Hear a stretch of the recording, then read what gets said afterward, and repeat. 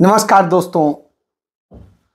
2024 भारत का भाग्य तय करेगा और 2024 का भाग्य राहुल गांधी की भारत न्याय यात्रा तय करेगी। राहुल गांधी लगातार उस संवाद को कर रहे हैं जो उनका विजन प्रस्तुत करता है। उनका संवाद इस देश के रोजगार को लेके है, इस देश के युवाओं को लेके है, इस देश की बेटियों को लेकर है, इस देश के आदिवासियों को लेकर है, दलितों को लेकर है, पिछड़ों को लेकर है और इस देश के सामान्य नागरिक को लेके है। हर किसी के कैसे हक दिए जाएं उसको लेके, इसी उद्देश्य को लेकर के यह न्याय होना है। यह न्याय इस देश की जनता को करना है, मगर उसकी यात्रा राहुल गांधी को करनी है। भारत जोड़ो यात्रा के बाद अब राहुल गांधी जी के नेतृत्व में कांग्रेस पार्टी भारत न्याय यात्रा निकालने वाली है। 14 जनवरी से लेकर 20 मार्च तक 6,200 किलोमीटर लंबी भारत न्याय यात्रा 14 राज्यों से गुजरेगी। मणिपुर में शुरुआत होगी और यह समाप्त होगी मुंबई में। भारत जोड़ो यात्रा के दौरान राहुल जी ने 3 मुद्दे उठाए थे।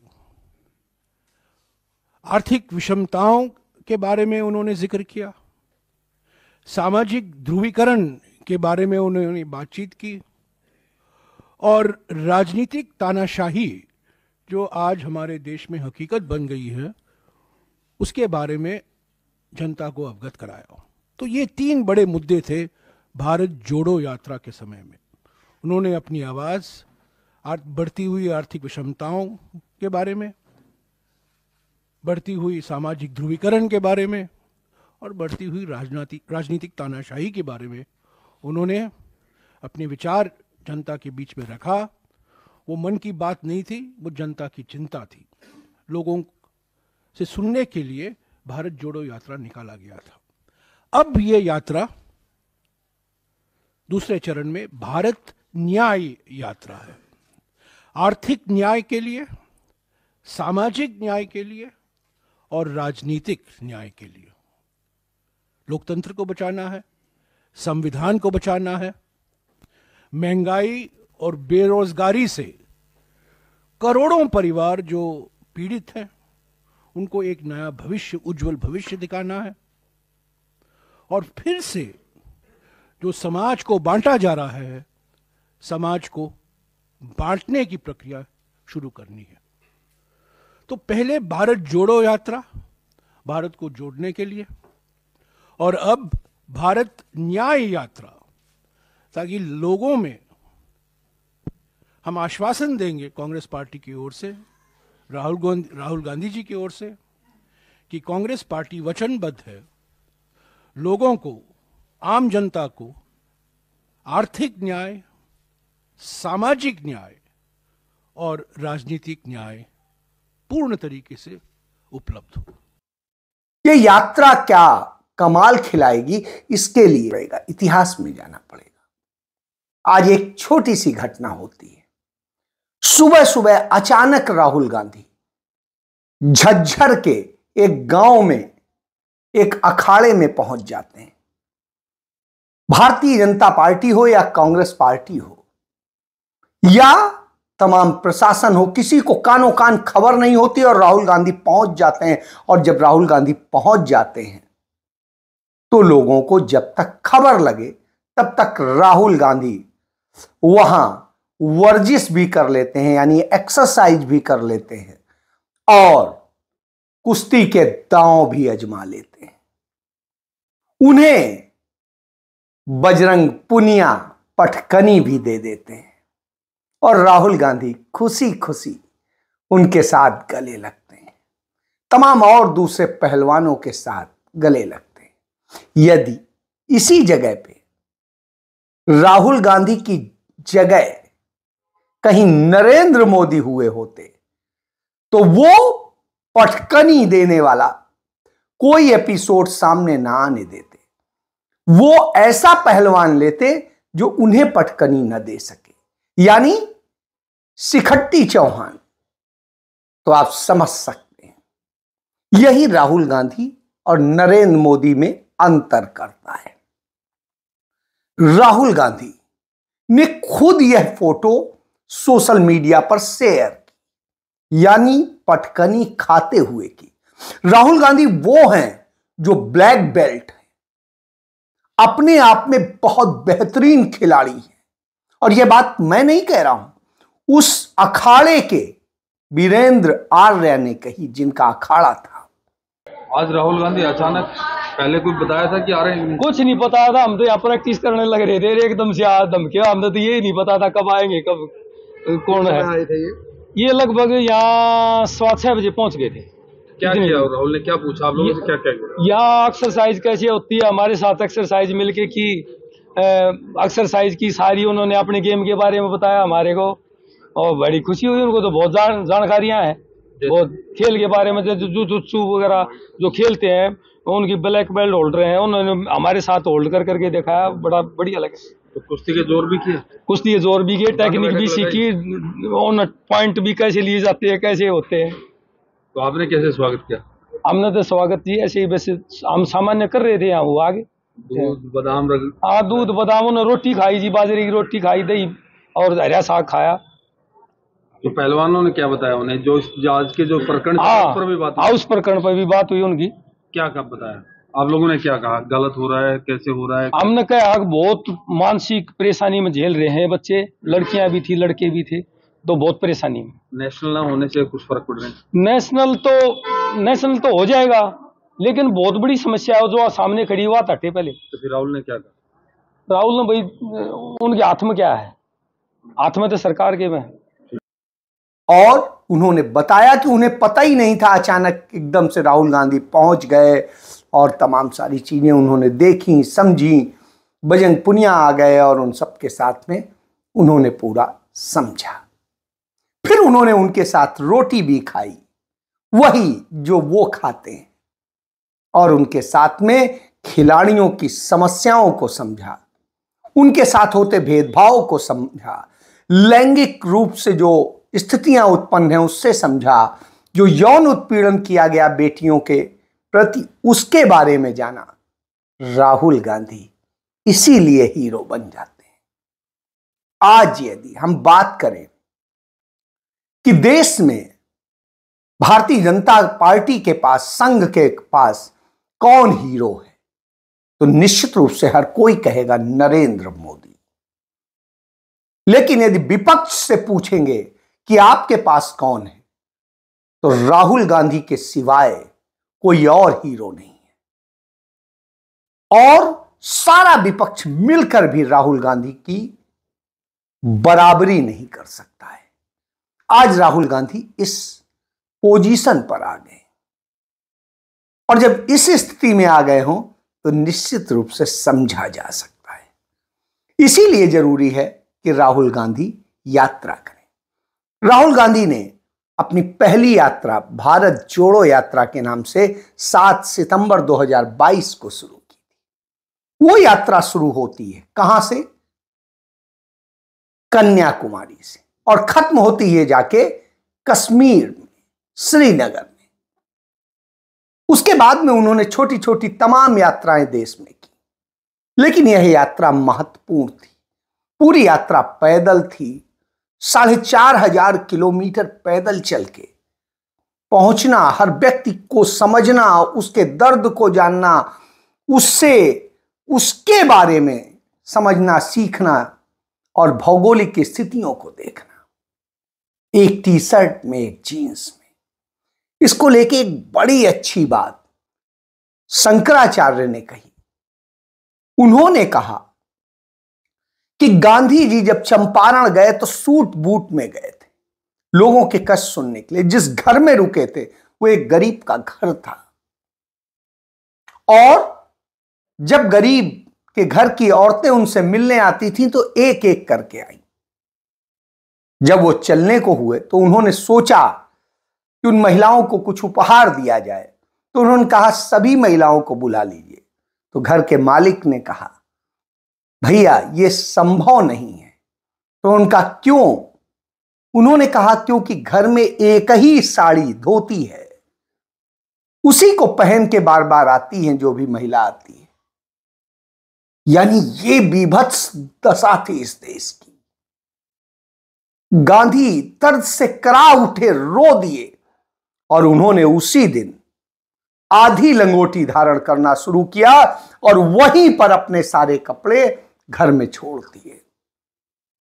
वो गांधी थे। राहुल गांधी ने उसी राह पर चलते हुए एक टी शर्ट और जीन्स से गर्मी को भी बर्दाश्त करना सीखा। बारिश भी देखी, भयंकर धूप भी देखी, उमस भी देखी और ठंड भी देखी और बर्फबारी भी देखी। और उसमें जब वो पहुंचे तो अपने आप वो संदेश देते हैं कि वह देश के हर जलवायु को समझते हैं। अब जरूरत है कि वो आगे कैसे बराबरी के साथ दूसरे इलाके को समझे। अब उनकी यात्रा का जो मकसद है वो मणिपुर से शुरू होता है और मुंबई पे आके खत्म होता है, जो देश की आर्थिक राजधानी है। और मणिपुर, ये वही मणिपुर है जिसे स्टेट स्पॉन्सर्ड हिंसा ने, यानी राज्य प्रायोजित हिंसा ने, सरकार प्रायोजित हिंसा ने जलाकर रख दिया है। 8 महीने से चल रहा है, जहां हिंदुस्तान के इतिहास में पहली बार नग्न लड़कियों की परेड निकाली जाती है। उस मणिपुर में जिसे नरेंद्र मोदी कह के आए थे, तुम्हारी चिंता हम करेंगे, तुम्हारे लिए हम करेंगे, मैं हूं ना। और उसी मणिपुर में वह शर्मनाक हादसा हुआ। सैकड़ों लड़कियों के साथ रेप हुआ, गैंग रेप हुआ, सैकड़ों युवक मार डाले गए, सब कुछ हुआ। वहां राहुल गांधी तब भी गए थे। राहुल गांधी की टीम लगातार जाती है, लोगों की मदद करती है।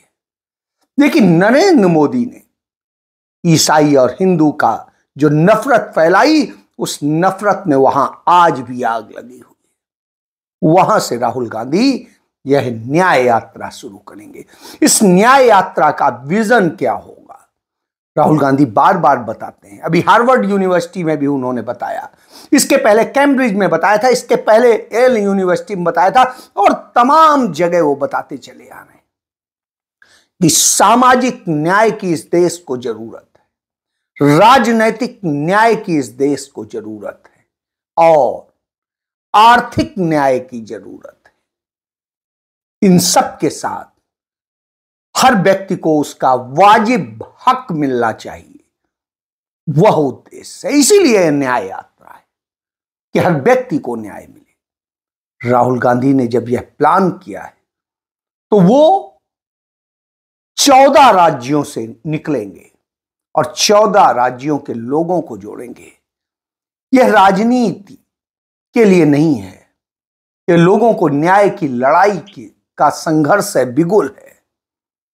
जो साथ आएगा वो जीतेगा, जो नहीं आएगा वो हारेगा, यह तय है। तो राहुल गांधी की यह यात्रा चलेगी। इसके सापेक्ष में उत्तर प्रदेश में यूपी जोड़ो यात्रा उनके प्रदेश अध्यक्ष अजय राय निकाल रहे हैं और लगातार लोगों को जोड़ रहे हैं, उसी तरीके से जैसे लोगों से संवाद करना चाहिए। इसके पहले उन्होंने दलित संवाद किया था, अब यह संवाद है। तो इस संवाद का क्रम है, तो राहुल गांधी उसी क्रम को आगे बढ़ाएंगे। उसके लिए भूमि तैयार हुई है। तमाम राज्यों के अपने संगठनों के साथ में चर्चा हुई है, कहां कैसे क्या किया जाए, कैसे लड़ा जाए। और यह है चुनाव देश को बचाने का है, क्योंकि यदि इस बार हार हुई तो न देश बचेगा, न संविधान बचेगा, न कुछ और बचेगा। सब लूटने के लिए लुटेरे बैठे हुए हैं। अदानी अंबानी को सब कुछ सौंप देने का काम नरेंद्र मोदी ने कर दिया है। जंगलात काटे जा रहे हैं, वो जंगल काटे जा रहे हैं जो आदिवासियों के पवित्र होते थे। आदिवासियों को तमाम प्रलोभन दे करके किस तरीके से वोट ले लिया गया। अब किसानों को प्रलोभन दिए जा रहे हैं, इसी तरीके से दूसरे और लोगों को प्रलोभन दिए जा रहे हैं, लेकिन सालों साल उन्हें लूटा जाता है। चंद महीने कुछ प्रलोभन देके और फिर मूर्ख बना दिया जाता है और कहा जाता है मोदी जी की गारंटी। मोदी जी की गारंटी ही सबसे बड़ा झूठ है। इसलिए अब इस न्याय यात्रा की जरूरत है। इस न्याय यात्रा की इसलिए भी जरूरत है क्योंकि जम्मू कश्मीर में कत्लेआम आम बात हो गई है। ये हालात हो गए हैं कि सैनिक हो या पुलिसकर्मी हो या कश्मीरी पंडित हो, सब मारे जा रहे हैं। टारगेट किलिंग भी हो रही है और आतंकी हमले भी हो रहे हैं। कुछ रुकने का नाम नहीं ले रहे हैं। काला धन और सबके नाम पर जो ठगा गया है वो भी सामने है। लेकिन राहुल गांधी हर व्यक्ति को समझना चाहते हैं। वो कभी किसान के पास उसके खेत पर जाते हैं, उसके साथ काम करते हैं और काम करके उसके दर्द को समझते हैं, सिर्फ सुन के नहीं। वो मजदूर के पास जाते हैं, मजदूरी करते हैं, कुली के पास जाते हैं, कुली का काम करते हैं, सामान उठाते हैं, उससे महसूस करते हैं कितनी परेशानी होती है, क्या तकलीफ आती है। वो जाते हैं सब्जी विक्रेता के पास, उसके साथ सब्जी का पूरा गणित समझते हैं। वो जाते हैं मोटर मैकेनिक के पास में और उसके पास जाकर के मोटरसाइकिल बना करके समझते हैं।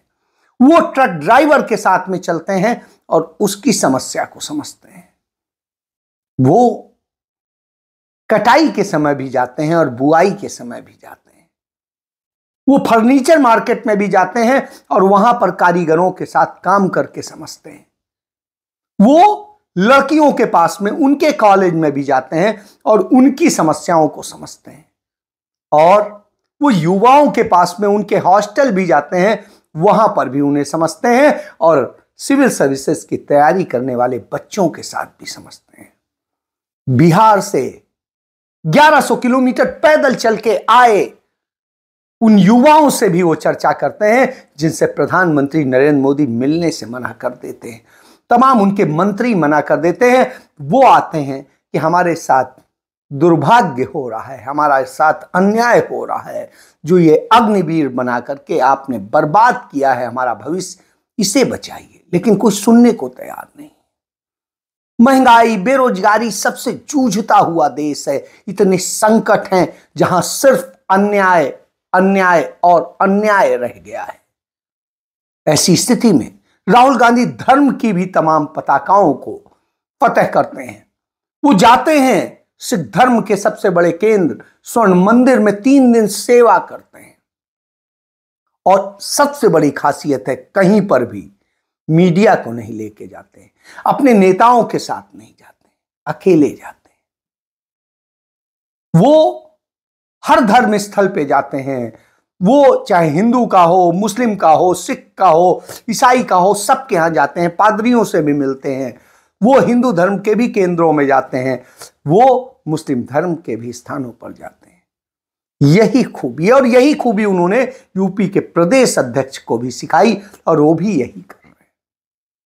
इसलिए अब असर आने लगा है। राहुल गांधी की भारत जोड़ो यात्रा का असर हर जगह दिखने लगा है, उनके नेताओं में धीरे धीरे दिखने लगा है। हालांकि जैसा दिखना चाहिए उतना नहीं दिख रहा है, लेकिन फिर भी दिख रहा है। इसलिए पूरे देश की उम्मीदें लगी हुई हैं, उन पर निगाहें लगी हुई हैं कि यदि राहुल नहीं तो कौन। फिर तो कोई विकल्प है ही नहीं।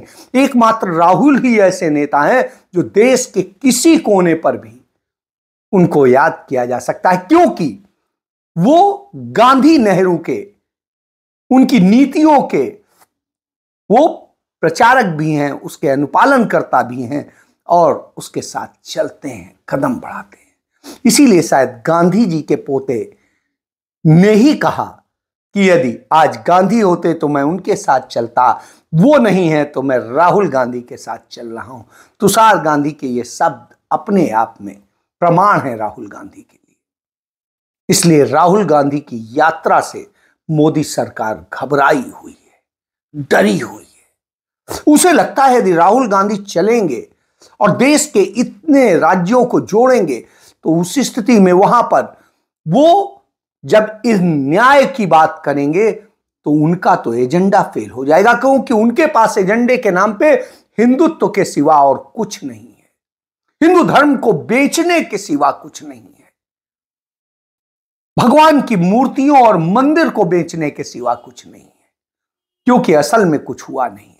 न देश की सीमाएं सुरक्षित हैं, न देश के लोग सुरक्षित हैं, न देश की बेटियां सुरक्षित हैं, न युवाओं का भविष्य सुरक्षित है, न देश की अर्थव्यवस्था सुरक्षित है। सामाजिक ढांचा तोड़ दिया गया है, नफरत की आग में सब जला दिया गया है। कहीं हिंदू मुस्लिम को, कहीं ईसाई हिंदू को, कहीं हिंदू सिख को, तो कहीं कुछ। इस तरह से स्थिति है।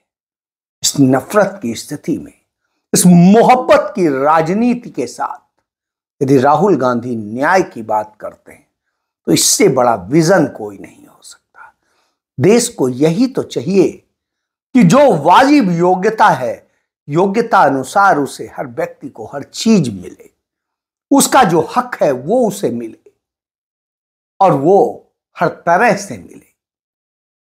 यही राहुल गांधी है। इसलिए नरेंद्र मोदी को खतरा महसूस हो रहा है और इसलिए उस यात्रा में विघ्न डालने के तमाम कोशिशें भी शुरू हो गई हैं। तो यही दिखाता है कि नरेंद्र मोदी वास्तव में टर्मिनेटर हैं, विध्वंसक हैं, बर्बाद करने वाले, लेकिन दूसरी तरफ बनाने वाला है, जोड़ने वाला है, प्यार करने वाला है और न्याय देने वाला है, जिसका नाम राहुल गांधी है। उस राहुल गांधी जो अपने प्रचार के लिए नहीं, अपनी फोटो के लिए नहीं, सच के साथ खड़ा होता है। जय